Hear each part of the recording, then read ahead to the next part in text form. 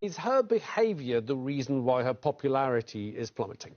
What behavior? Okay, listen, let me just level set. Well, there was here. the whole car chase thing, the podcast thing. Let me just level set here. Okay, Alexis? Okay, let's understand this. Where's the camera? People, listen to me very carefully because I shall say this only once. Nobody gives a flying flamingo how you feel about Meghan Markle. Broke into a sweat there. I'm sorry, but her popularity was never high in the first place. If it's gone down by 2% or another 5%, Meghan doesn't care. Nobody cares because the foundation upon which this dislike is built on is absolutely ridiculous. I mean, she has been quiet since January 2020. I think since their documentary in November. It is Harry that came out with his book in January. It is Harry that was doing the string of, interviews around the world. It's Harry that's, constantly in the papers now because of the legitimate action it's taking against the papers. She said absolutely nothing, and you still don't like her. The problem here is not Meghan Markle. The problem here is you. So leave the woman or take her name out of your mouths. Thank you. I'm so wasting my...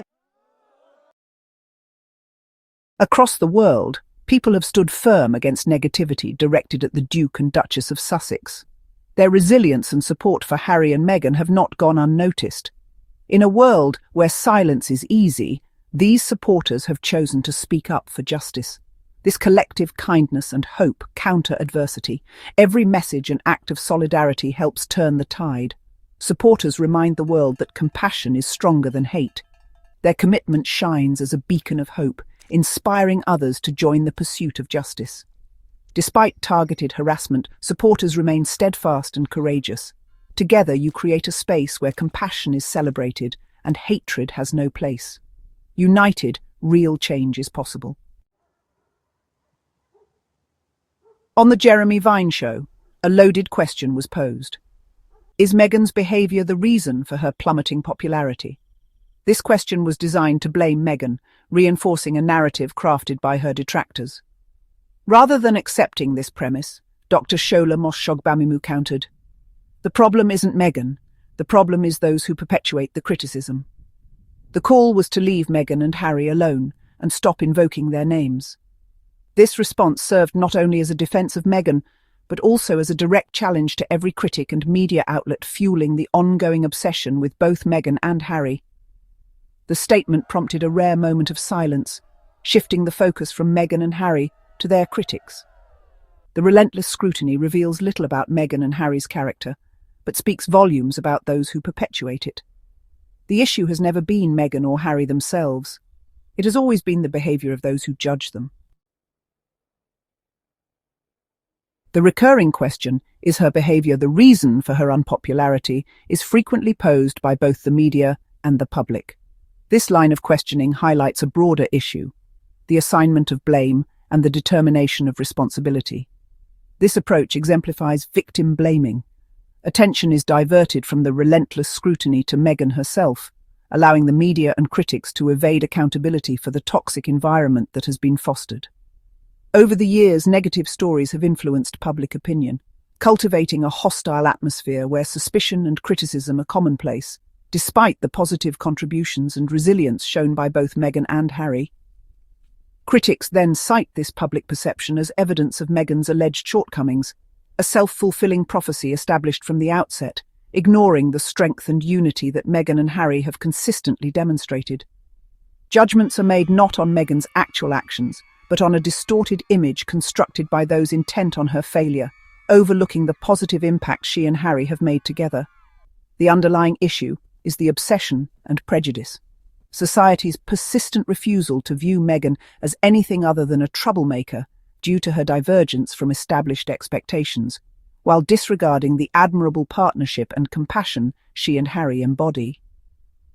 Ultimately, the central problem lies not with Meghan nor with Harry, but with the biased perspective through which they are observed, and the widespread acceptance of that distortion as reality. The scrutiny directed at Meghan Sussex serves as a mirror, reflecting society's unresolved issues. These attacks are projections of critics' biases and insecurities, rather than objective assessments of Meghan Sussex's character or the positive partnership she shares with Prince Harry. Criticism has targeted trivial actions, such as holding a baby bump or eating avocados, or even closing a car door, demonstrating that the issue lies not in the actions themselves, but in the person performing them, regardless of the positive example set by Meghan and Harry. As a successful, biracial American woman within the British establishment, Meghan Sussex's presence, alongside Harry, challenges the status quo in a positive and inspiring way.